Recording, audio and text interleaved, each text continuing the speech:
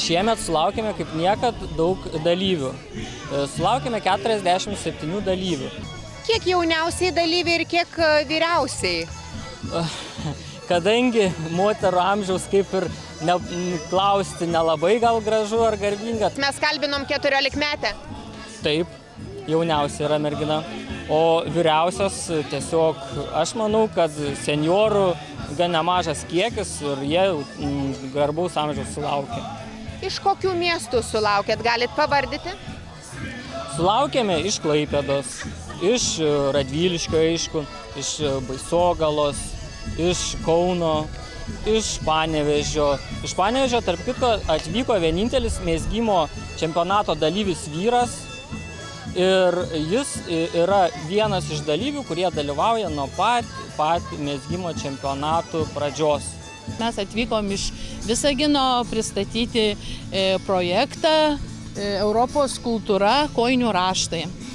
Mes pereitais metais vykdėm projektą būtent, kad supažindinti, integruoti Visagino bendruomenę labiau į Europos Sąjungą, informaciją skleidėm per tokį hobį, kad surinkom moteris, kurios mėgsta megzti ir jos pasirinko kiekvieną Europos Sąjungos šalį ir nagrinėjosi, kokie yra autentiški raštai ir mezgė kojines. Ir mes dabar va tokią kolekciją pristatom. Airiškos vyrauja būtent pynių mezgimas, tai yra baltos, paprastos, bet būtent Airijoje yra, reiškia, dominuoja pynės. Rumuniškos yra įdomios, kur Drakula gyvena toje šalyje, irgi reiškia tokios paslaptingi raštai. Va tada norėčiau paminėti austriškas, kadangi vyrai tenais dėvi šortus ir būna ir šalta ir šilta, tai kojinės lyg susideda iš dviejų dalių, tai yra trumpos kojinytės ir paskui kelius dengiančios, reiškia, kojinės. Man gera buvo studijuoti, supranti. Skaitydavau visą, ką reikia ir mezgau, ir dviguba nauda būdavo ir mezgi. Taip prisiversti būdavo sunku mokinti, sakai, mokinies ir mezgi, tai labai gerai būdavo. Raimondai, paprastai, vis tiek esi netradicinis. Tokiam dideliam 52 moterų būry pamatyti vyrą. Pernai buvo daugiau. Pernai buvo 14. Tai išsigando tavęs? Ko gero. Ne, aš visą gyvenimą mezgu, man tai čia jau įprasta. Visą gyvenimą tai kiek metų? Jeigu stažat mezgimo, tai kokie 42-3 panašiai. Tai dabar pasakyk, ką tu numezgi per metus, per 12 mėnesių, jeigu į skrynę reikėtų sukrauti, sudėk dabar savo daiktus. Netilptų. Aš dabar taip vieną kartą manęs paklausė, kiek numezgi per gyvenimą, ką? Sakau, su fūra nepavežtų. Dalyvis užsiregistruodamas jau turi užpildyti anketą, kurioje turi aprašyti savo atsivežamo dirbinio ypatumus. Ar tai ažūrinis raštas, ar tai raštuotas, ar tai spalvinis derinys, ar vaikiškos, ar suaugusiam, ar, žodžiu, turi aprašyti ir tas kojines jis turi atsivežti ir čia yra kabinama į parodą. Šiandien visą laiką buvo reikalavimas, kad būtų pora numegzta. Vadinasi, tada mes galim vertinti greitį. Bet šį kartą mes tiesiog greičio tokio kaip kriterijaus neįtraukiam. Mums svarbu dailumas ir svarbu, sakykime, tas autentiškas raštas, senovinis raštas, iš mamos atneštas raštas, kad būtų perduodama iš kartos į kartą.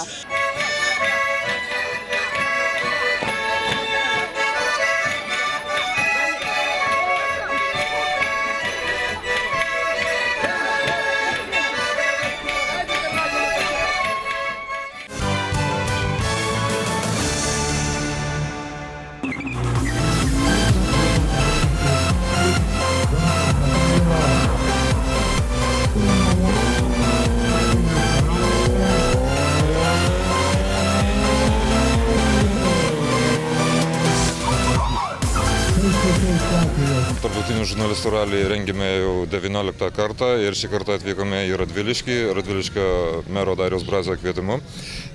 Iš tikrųjų labai dėkinga šiam kraštui ir savivaldybei už pagalbą, kur viskas vyko ypatingai sklandžiai ir štai sutelktos visos miesto policijos pajėgos, apsaugos pajėgos aptverta prisirinkę minia žmonių, tai iš tikrųjų lenktynininkus labai džiugina, o iki šio gražaus momento mes lenktyniavome Panevėžio ir Šiaulių trasose, kur buvo gal tiek neanonsuota ir žiūrovų nekviesta, tačiau ten buvo dideli greičiai, reiškia įvairiuose ir kariniuose poligonuose buvo varžybos, kur automobilių greitis siekia 150 ir daugiau kilometrų per valandą. Visa laimė, visi automobiliai yra sveiki, skyrus prakirstas padangas, sužalotas šiek tiek pakabas. Lenktynininkai taip pat sveiki, taigi mes važiuosime į finišą ir šiandien vakare Burbiškio dvare bus iškilmingas uždarimas. Džiaugiuosi, kad ralis kiekvienais metais vis populiarėja ir šiais metais į startą stojo beveik 50 ekipažų. Pirmą kartą atvyko svečiai iš Suomijos. Turime svečių iš Ukrainos, Lenkijos, Latvijos, Estijos. Renginys tampa populiaresnis ir populiaresnis ir įdomiausia tai, kad šis renginys yra vienintelis tokio pobūdžio renginys ne tik Lietuvoje, Baltijos šalyse, bet ir visame pasaulyje. Taigi, kasmet vis daugiau žurnalistų atvažiuoja į Lietuvą, vis daugiau garsina Lietuvą, pamatę gerus įspūdžius, gražias gatves, fainus žmonės, susikaupė labai daug įspūdžių ir juos paskelbė savo žiūrovams, skaitytojams. Taip pat žurnalistų ralis yra labai gera mokykla patiems žurnalistams. Nemaža dalimi čia dalyvauja žurnalistai, kurie yra taip vadinami automobiliniai žurnalistai, kurių kraujyje truputį įleista benzino, adrenalino. Ir tai yra labai geras treningas, yra geri mokymai, jų pačių kvalifikacijos kėlimas, nes, sakoma, geriausios treniruotės yra geros varžybos. Nes kiekvienas, kad ir mažiausios varžybos, yra pačios geriausios treniruotės ir greičio ruožuose žurnalistai, turėdami labai gerus šturmanus, o dažnai jų dešinėje sėdi garsūs lenktynininkai, išmoksta važiuoti vis geriau ir tai padeda testuoti automobilius, dalyvauti įvairiose pasaulinio masto varžybose, automobilių pristatymuose ir matome per televiziją įvairiuose žurnaluose mūsų žurnalistų įspūdžius. Jie yra tikrai geri profai, negėda, kaip sakoma, dalyvauti bet kokiame pasaulio renginyje.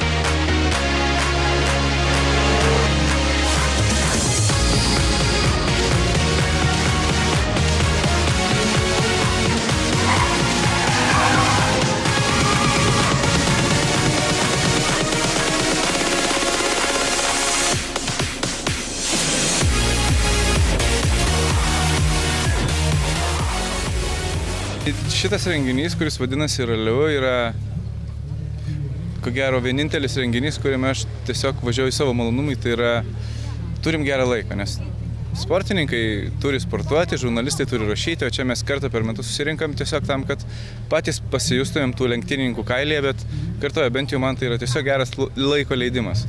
Šiandien jau kokių buvo adrenalino jau šiandien? Visą laiką to adrenalino yra labai daug ir tik tai, kai šviesoforo žalia spalva užsidega, tai tada jisai visas baigėsi, visa ta baimė, adrenalinas ir visa kita, lieka tik susikaupimas ir pravažiuoti kuo greičiau ir kuo teisingiau. Bet taip, adrenalinas visą laiką liejasi per kraštus. Gerai, dabar suformuluosiu labai. Žurnalistas iš dalies yra taip pat ralistas? Kartais jo, nes reikia suraliuoti kokius 3 straipsnius per parą ir tada yra ką veikti.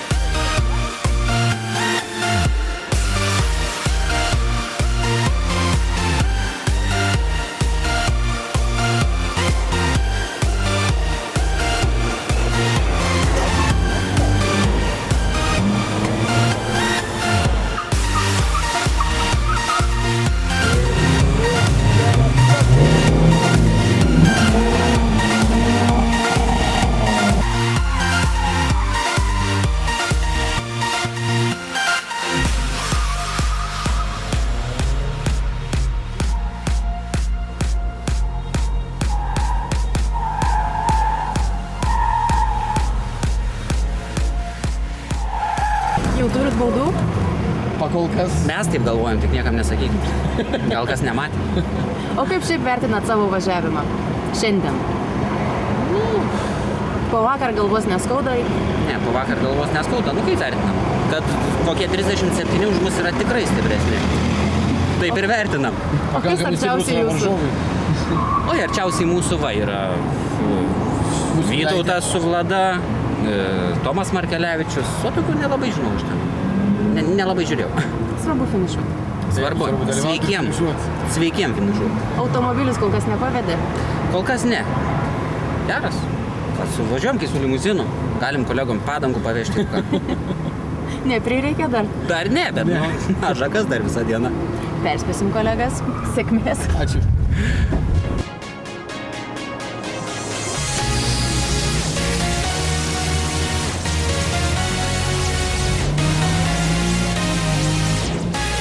Kaip išėjo? Sėkmės?